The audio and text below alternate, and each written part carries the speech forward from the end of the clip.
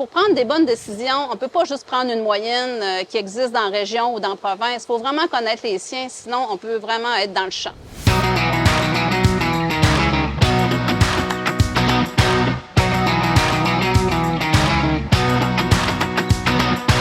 Bonjour, moi c'est Sébastien Routier.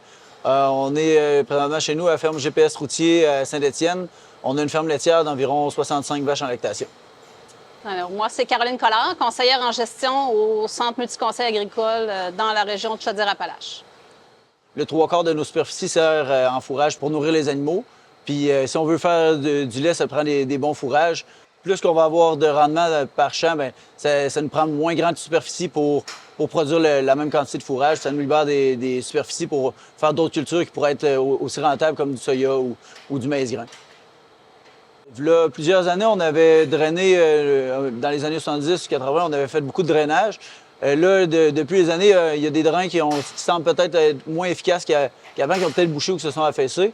Et on a encore beaucoup de potentiel d'amélioration. Il nous reste des terres qui n'ont pas eu de drainage encore. Au niveau du drainage, puis tout ce qui est travaux de nivellement, ça a beaucoup augmenté au fil des années. Il y a de moins en moins de professionnels également qui le font. Donc, quand on intervient dans un champ, c'est vraiment important qu'on sache dans lequel intervenir parce que ça coûte tellement cher qu'il faut vraiment que ça ait un impact positif au niveau du rendement. Et c'est pour ça qu'il faut savoir où on en est, puis quel potentiel d'amélioration on peut obtenir avec ça, pour connaître le nombre d'années que ça va nous prendre pour rentrer dans notre argent.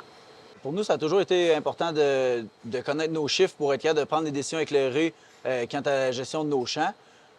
Que ce soit pour la gestion au quotidien des champs ou d'abord s'il vient le temps de faire un achat de terre ou de faire des travaux importants sur des champs. Puis de plus en plus, on se rend compte que c'est vraiment important d'avoir les données de champ par champ parce que ça nous permet de vraiment cibler les champs qui ont le plus besoin puis pour permettre de mieux connaître la rentabilité de notre investissement. Pour établir des rendements, ce que ça nous prend, c'est sûr que ça nous prend des superficies, mais aussi des quantités par parcelle. De même qu'un taux de matière sèche là, pour évaluer le poids versus la quantité à 100 de matière sèche dans le cas du CMCA. De notre côté, c'est principalement le nombre de balles qu'on va ressortir par champ ou le nombre de voitures d'ensilage pour être capable de comparer nos champs entre eux autres, voir qui a le plus de rendement versus ceux qui en ont moins. Pour aider les producteurs à nous fournir du rendement, il existe une foule d'applications ou d'outils Excel ou même des cahiers papier, des petits carnets là, qu'on met dans les poches. Nous autres, ce qu'on aime, c'est vraiment que les producteurs les consignent champ par champ. Ça leur permet de faire un historique et de voir s'il y a eu un impact positif de leur investissement ou des nouvelles techniques d'implantation ou des essais de cultivars aussi. Les données, c'est important de les recueillir, pas seulement pour le producteur pour qu'il fasse ses choix d'investissement puis d'améliorer sa santé financière. Ça peut être également important pour les conseillers en agro dans leurs recommandations de fertilisation parce qu'ils vont y aller avec les prélèvements. Donc, si un producteur, au lieu de récolter 3 tonnes à l'hectare de fourrage, en récolte 7, on s'entend que le besoin en éléments nutritifs est super important.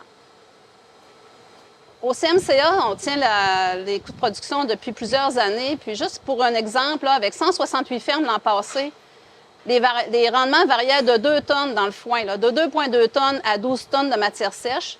Et les coûts de production, ça variait de 100 $ à 1 000 $ la tonne. Donc, pour prendre des bonnes décisions, on ne peut pas juste prendre une moyenne qui existe dans la région ou dans la province. Il faut vraiment connaître les siens, sinon on peut vraiment être dans le champ.